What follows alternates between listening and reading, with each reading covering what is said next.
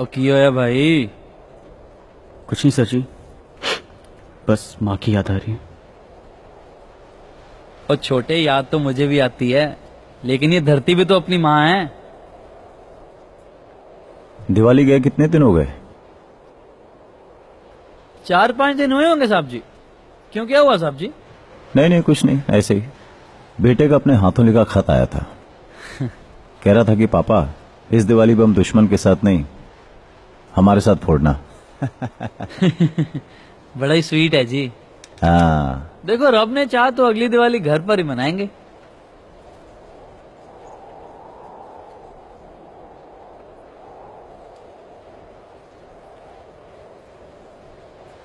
कश्मीर में 1.5 महीने के लिए ऑपरेशन पर गया था। लौट कर आया तो मालूम पड़ा कि मेरे बेबे मर चुकी थी। तब से मैं इसी माँ की सेवा कर रहा हूं। तेरी तो फिर भी 2 माएं हैं। रो मत, खुश रह। तू फौजी है और फौजी कभी रोता नहीं है। बस यही सोच, इसी सोच की वजह से लोग हमें इंसान नहीं पत्थर समझते हैं। फौजी के दिल थोड़ी होता है। कौन कहता है? कुछ चीज है जो धड़कती। कोई किसी कॉलेज में जाके चिल्ला चिल्ला के माइक पे कहता है कि इंडियन आर्मी रेपिस्ट है, और हजारों की तादाद में लोग उसका समर्थन करते हैं। हम कश्मीर में टेररिस्ट मारते हैं और कुछ पढ़े लिखे लोग उनकी मौत को शहादत का नाम देते हैं। लाखों लोग पेटिशन साइन करते हैं इंटरनेट पे, कहते हैं कि इंडियन आर्मी कातिल है। सब एक बात याद आ गई। वो कहते हैं ना, जिन्हें हम हार समझ बैठे थे गला अपना सजाने को, वही नाग बन बैठे हैं हमें ही काट खाने को। कुछ लोगों ने तो हद ही कर दी।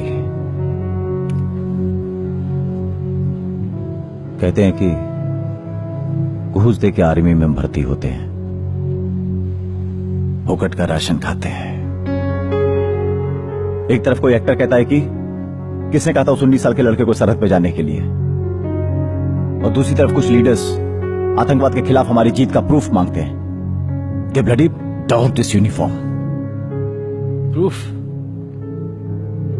अब हम सबूत दें कि आप सब इतनी आसानी से हर रोज बिना किसी प्रॉब्लम के कैसे हक मूत लेते।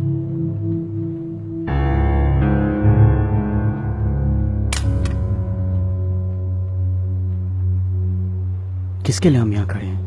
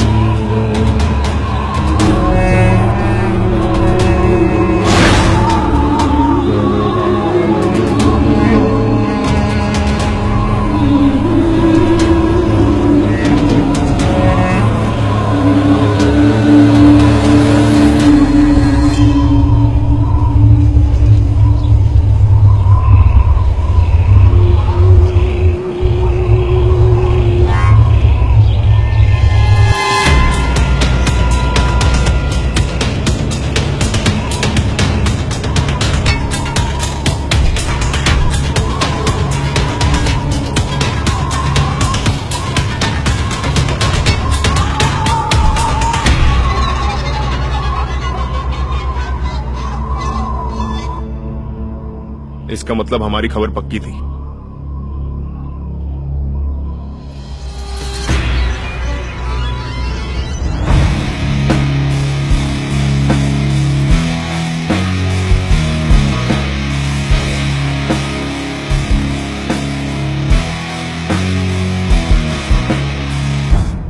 वीर जी, सरहद वाली माँ हो या घर वाली माँ, किसी एक माँ को तो बलिदान देना ही पड़ता है। एक काम करो, तलाशी लो।